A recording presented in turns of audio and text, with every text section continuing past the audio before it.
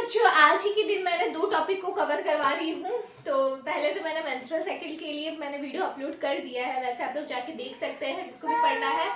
और आज हम लोग पढ़ाई करेंगे new topic ovarian cycle. Ovarian cycle पूरा पढ़ेंगे, कैसे फॉलिकुलर फेज आता है, ओवेरियन में कैसे हार्मोन्स का सिक्रीशन होता है, कैसे फेज बनता है, कैसे प्राइमरी oocyte बनता है, सारी चीज पढ़ेंगे। ग्राफ्टिंग फॉलिकल्स क्या होता है, सब चीज हम लोग देखेंगे। तो वीडियो में आप पूरे बने रहिए और चलिए क्लास को स्टार्ट करते हैं। बच्चों, तो हम लोग ओवेरियन साइकिल पढ़ना स्टार्ट करते हैं। तो देखिए, ओवेरियन साइकिल बहुत धीरे से समझेंगे और बहुत आराम से समझेंगे, ठीक है। कि फटाफट पढ़ने से क्या होगा ना कि आप मिस कर जाइएगा टॉपिक। तो क्या हो रहा है कि यहाँ पे oogonia का फॉर्मेशन हो गया है। oogonia क्या करेगा, सेल्स जो है फर्दर पॉलिफरेट करेगा, ठीक है। सेल्स मतलब डिवाइड करेगा। डिवाइड किससे करेगा, वो माइटोजेनेसिस से करेगा। जैसे ही माइटोजेनेसिस से करेगा तो हम लोग को पता है कि ये 2 सेल्स में डिवाइड हो जाएगा। ये जैसे ही 2 सेल्स में डिवाइड होगा तो इसको हम लोग कहते हैं प्रीमोर्डियल जर्म सेल्स का फॉर्मेशन, ठीक है। क्या कहते हैं, प्रीमोर्डियल। प्रीमोर्डियल मतलब प्री, पहले, जर्म सेल्स का फॉर्मेशन। तो यहाँ पे क्या हो गया, 2 सेल्स हो गया। Ovaries differentiated to oogonia through mitosis. यहाँ पे वही बोला कि oogonia जो है डिफ्रेंशिएट कर गया, ठीक है, आपका माइटोसिस से।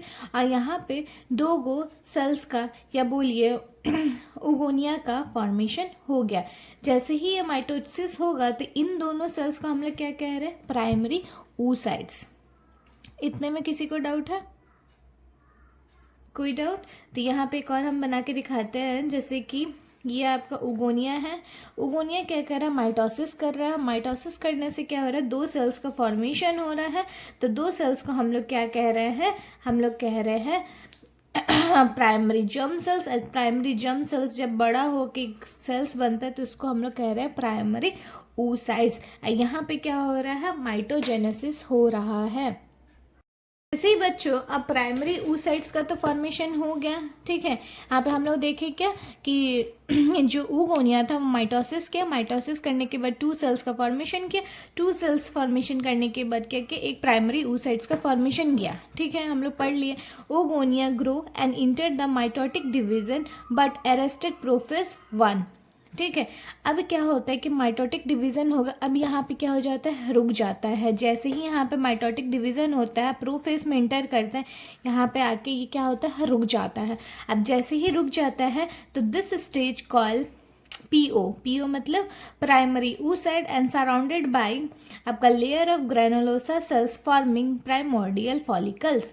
तो अब क्या होता है, मान लीजिए ये क्या है, आपका प्राइमरी oocytes है। प्राइमरी oocytes क्या होता है कि स्टॉप कहाँ हो जाता है, माइटोटिक डिवीजन के बाद प्रोफेज 1 में। जैसे ही सेल डिवीजन में स्टार्ट होता है तो प्रोफेज 1 में क्या हो जाता है, वो रुक जाता है। रुकने के बाद क्या होता है, यहाँ पे उसका जो आउटर लेयर है, इस लेयर में क्या होता है, एक ग्रेनुलोसा सेल्स का फॉर्मेशन होने लगता है। ये बेबी जब माँ के पेट में है तभी ये प्रोसेस हो रहा है। ऐसा नहीं कि बेबी जन्म ले ली है तब हो रहा, नहीं। ये जब बेबी पेट में है, डेवलपमेंट हो रहा है उनका जेनेटिकल, तब ये सारे फॉर्मेशन हो रहे हैं। तो यहाँ पे हो गया आपका ख़त्म ये स्टेज, मतलब फीटल डेवलपमेंट में ये पूरा प्राइमरी oocytes आके बन गए। यहाँ पे आपका ग्रेनुलोसा सेल्स बन गए। अब यहाँ पे ये फर्दर डिवीज़न के लिए मियोसिस का डिवीज़न करेगा, लेकिन यहाँ पे ये स्टॉप हो गया। अब ये वेट कर रहा है क्या, आफ्टर बर्थ का, ठीक है। तो अब देखते हैं, हम लोग पढ़ते हैं क्या होता है।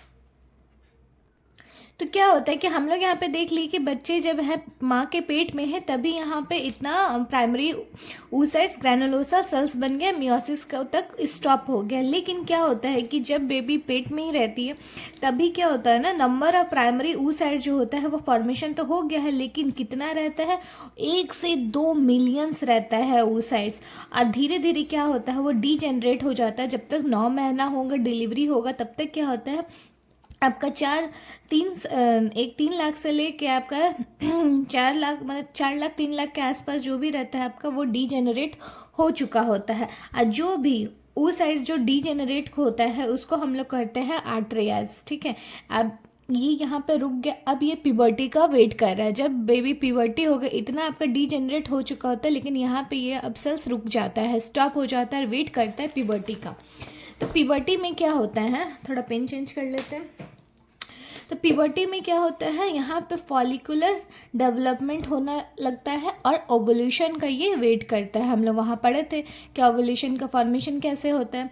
तो यहाँ पे प्यूबर्टी में क्या होता है, मियोसिस की क्या होता है, मियोसिस रिजम्पशन होता है। मियोसिस का प्रोसेस क्या होता है, स्टार्ट होने लगता है।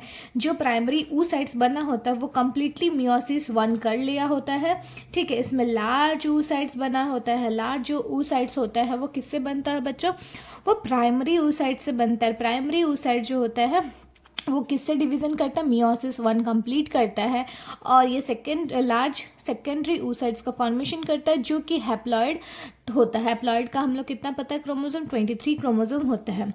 तो एक आपका बड़ा से एक सेकेंडरी oocyte बनेगा, साथ में एक स्मॉल फर्स्ट, हमेशा याद रखिएगा, फर्स्ट पोलर बॉडी फॉर्मेशन होता है जो कि नॉन फंक्शनल होता है। इवेंचुअली बाद में क्या होता है, डीजेनरेट हो जाता है।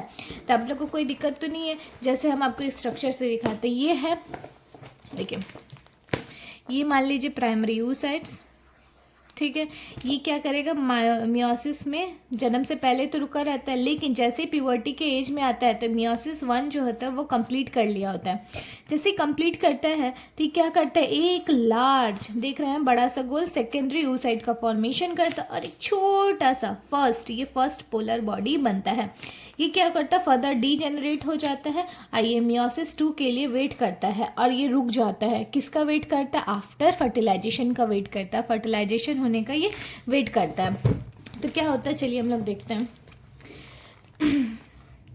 थोड़ा फिर से पेन चेंज कर लेते हैं बच्चों। तो आफ्टर फर्टिलाइजेशन में क्या होता है कि जैसे ही स्पर्म इसको मिलते हैं, फर्टिलाइज हो जाता है, हो गया यहाँ पे। अब जो सेकेंडरी oocytes था वो मियोसिस 2 जो है वो कंप्लीट कर लेता है। मियोसिस जैसे ही कंप्लीट करता है 2, तो ओवम जो होता है वो मैच्योर हो जाता है। मैच्योर जैसे ही होगा तो वो एक आपका सेकेंड पोलर बॉडी मतलब रिलीज करेगा और एक जायगोट का फॉर्मेशन करेगा। जायगोट का जैसे ही फॉर्मेशन करेगा तो वो बेबी बन जाएगा। तो एक एग्जाम्पल से हम दिखाते हैं, जैसे हम लोग यहाँ पे सेकेंडरी oocytes का फॉर्मेशन हो गया, यहाँ पे ये मियोसिस कंप्लीट हो गया क्योंकि आफ्टर फर्टिलाइजेशन। तो यहाँ पे ओवम बना, तो ओवम के साथ यहाँ पे स्पर्म इसको मिल गया। तो स्पर्म जैसे ही मिला तो ये तो जायगोट बनाएगा, बेबी बनाएगा। तो यहाँ पे देखिए ये जायगोट बना लिया एक, लेकिन सेकंड पोलर बॉडी का फॉर्मेशन यहाँ पे करता है, ठीक है। सेकंड पोलर बॉडी का फॉर्मेशन करेगा। तो किसी को कोई दिक्कत, एक मैं छोटा फुल पैराग्राफ से समझाती हूँ। जैसे देखिए यहाँ पे प्राइमरी oocytes हुआ। प्राइमरी oocytes कैसे हुआ, आपको पता है ना कि जब oogonia था, oogonia सेल्स डिवाइड किया तो यहाँ पे 2 सेल्स बना, इसको प्राइमोर्डियल सेल्स कहते हैं। यही प्राइमोर्डियल सेल्स यहाँ पे जर्म्स ग्रैनुलोसा सेल्स का फॉर्मेशन करता है, इसी ग्रैनुलोसा सेल्स के साथ, जिसको कहते हैं हम लोग प्राइमरी oocytes।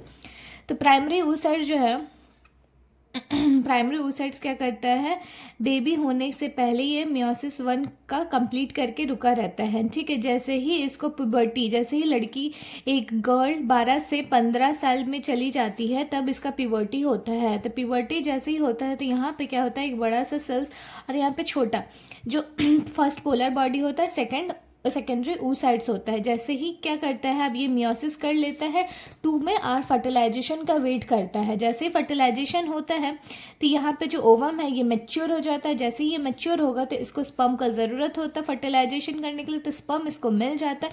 तो जैसे स्पर्म इसको मिलेगा तो यहाँ पे ये देखिए, यहाँ पे क्या करता है, जायगोट बनाएगा। और यही जायगोट क्या होगा, यहाँ पे तो हैप्लॉइड था जब ये सेकेंडरी था, तो ये हैप्लॉइड था, 23 पेयर्स था, यहाँ पे 46 पेयर्स हो जाएगा, ठीक है। ये डिप्लॉइड कंडीशन में आ जाएगा। एक यहाँ पे क्या करेगा, सेकेंडरी पोलर बॉडी का फॉर्मेशन करेगा। इतना समझ में आ गया आप लोग को।